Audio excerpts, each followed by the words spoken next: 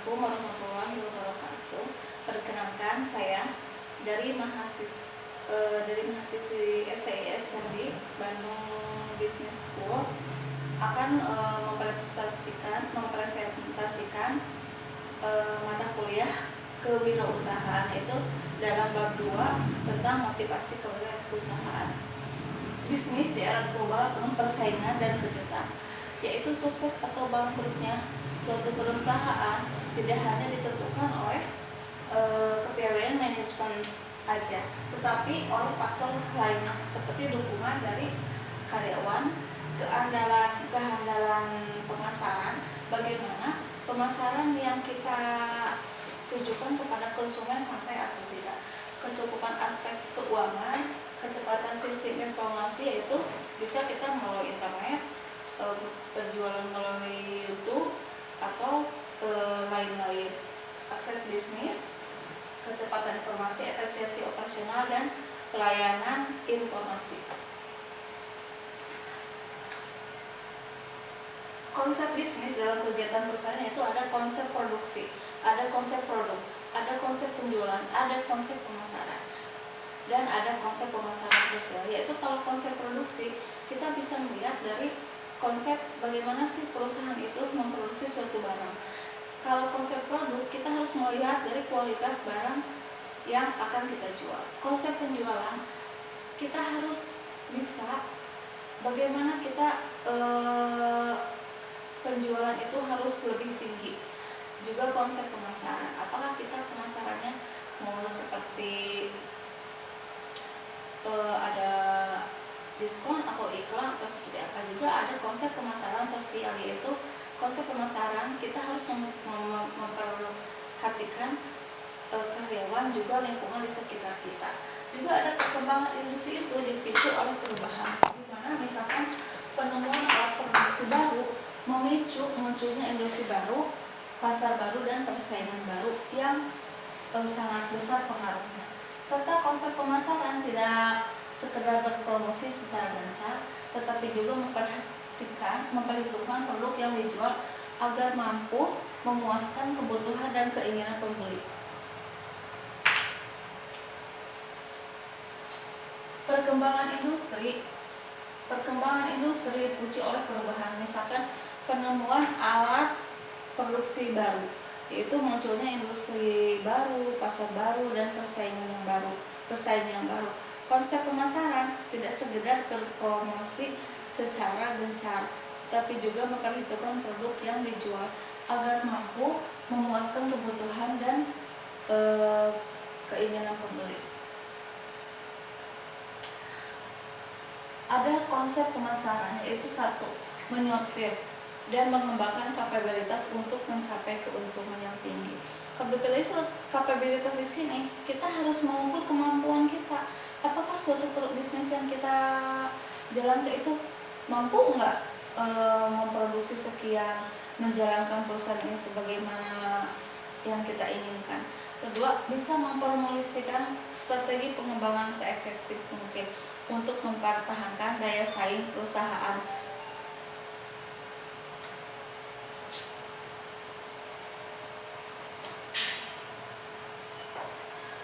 Yaitu ada kompetensi inti kewirausahaan, yaitu dimana laba perusahaan itu merupakan cermin dari kinerja manajemen. Tugas manajemen pemasaran adalah menciptakan laba yang setinggi-tingginya bagi perusahaan untuk meningkatkan manfaat bagi pemegang saham. Apabila perusahaan tidak memperoleh laba, perusahaan tidak bisa memberi manfaat bagi pemegang saham, yang berarti tidak bisa meningkatkan gaji, memberikan dividen, juga membayar pajak.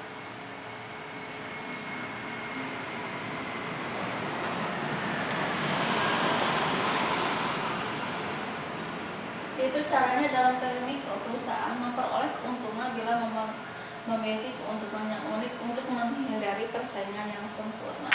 Suatu perusahaan dapat mencapai keberhasilan bila 3 kondisi dipenuhi, antara lain tujuan perusahaan dan kebijakan fungsi manajemen yang kuat di pasaran. Kedua, tujuan untuk kebijakan ditumbuhkan berdasarkan kekuatan perusahaan. Perusahaan harus memiliki dan menggali kompetensi khusus, misalnya reputasi merek dan biaya produksi yang murah. Ada beberapa definisi kompetensi ini, yaitu kemampuan kepemimpinan dalam serangkaian produk.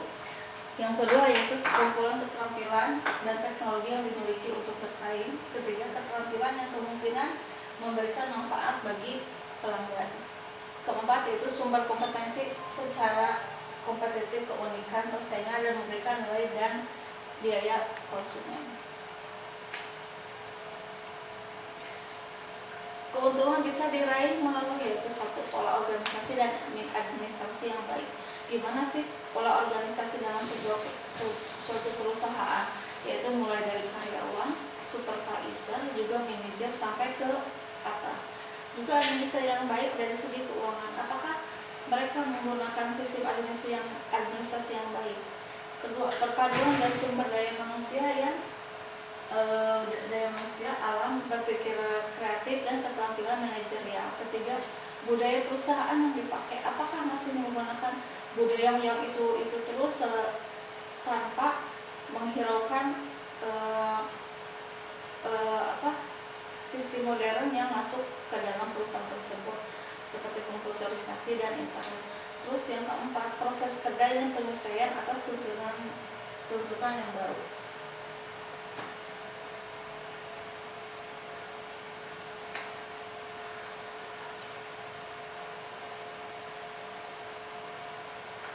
Dalam persaingan global, perusahaan harus mengalihkan strategi pada penggunaan sumber daya internal yang bisa menciptakan keunggulan untuk memperbesar pangsa produksi. Strategi ini lebih murah dan ampuh karena usaha kecil bisa memanfaatkan sumber alam dan tenaga kerja lokal yang bisa digunakan. Ini adalah beberapa langkah untuk mengembangkan research strategi.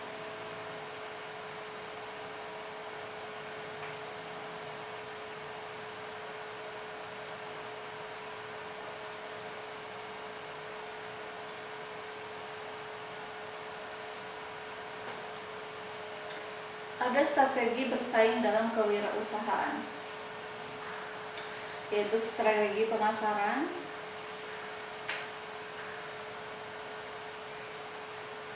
dengan 5P, yaitu PROM, penelitian barang dan jasa.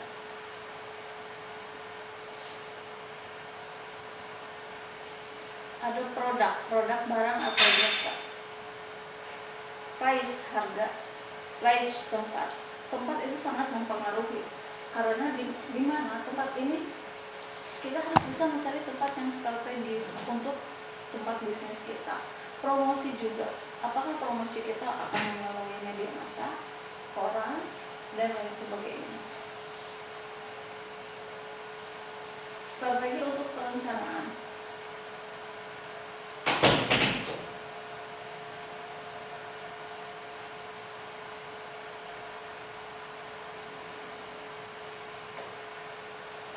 Strategi adalah pola, strategi adalah perspektif, strategi adalah posisi, dan strategi adalah permainan.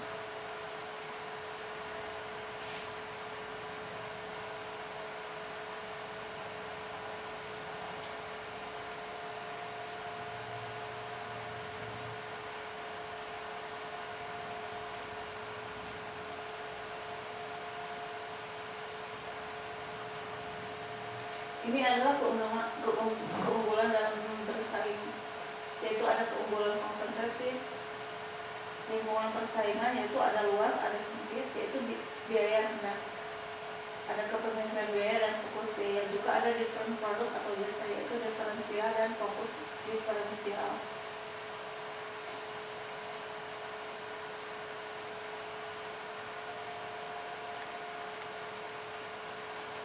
Strategi generik, yaitu pada dasarnya merupakan pendekatan yang berbeda untuk menciptakan keunggulan. Ada teori strategi Denius.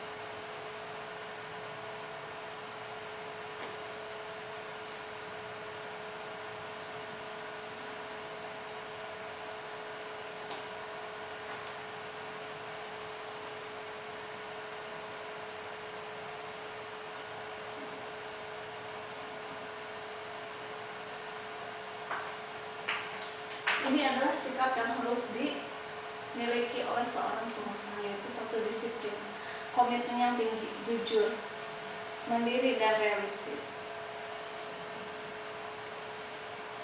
Disiplin artinya ketepatan komitmen pengusaha terhadap tugas dan pekerjaannya. Ketepatan bersifat menyeluruh, yaitu ketepatan terhadap waktu, kualitas pekerjaan, dan sistem kerja. Pentingnya disiplin yaitu menciptakan lingkup belajar, berkarya, dan berpartisipasi untuk meningkatkan prestasi belajar, bekerja, dan berkarya. Juga adanya saling menghormati semua pihak, suasana yang menyenangkan, dan konsep disiplin dapat diterima oleh semua pihak. Ada komitmen yang tinggi, yaitu komitmen adalah kesepakatan mengenai suatu hal yang dibuat oleh seseorang, baik terhadap dirinya maupun orang lain. Jujur, kejujuran adalah merupakan dasar mulai yang terkadang dilupakan oleh seorang pengusaha. Salah satu kunci keberhasilan wirausaha adalah jujur. Dengan sifat jujur, seorang dapat mempercayakan diri, kepercayaan konsumen, dapat mendapatkan kepercayaan dari konsumen.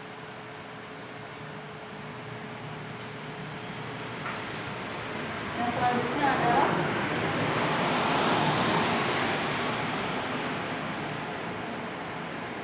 kreativitas dan inovatif. Inovatif adalah pengenalan terhadap hal-hal yang baru, menggali potensi-potensi yang baru.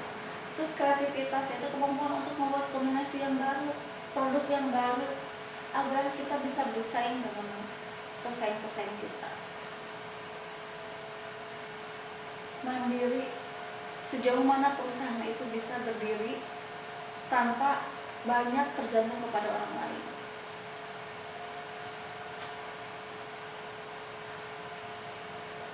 Realistis, berpikir realistis adalah berpikir yang sesuai dengan fakta dan akal. Pola pikir yang realistis akan mengembangkan seseorang menuju kesuksesan.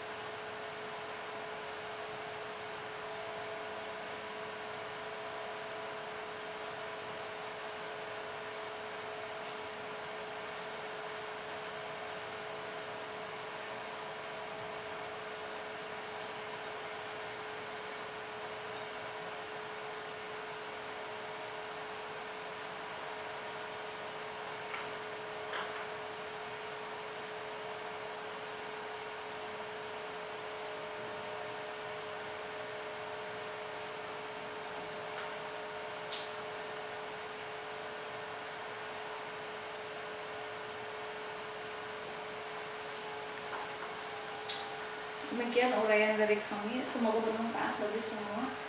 Atas perhatiannya kami ucapkan terima kasih. Wassalamualaikum warahmatullahi wabarakatuh. Waalaikumsalam.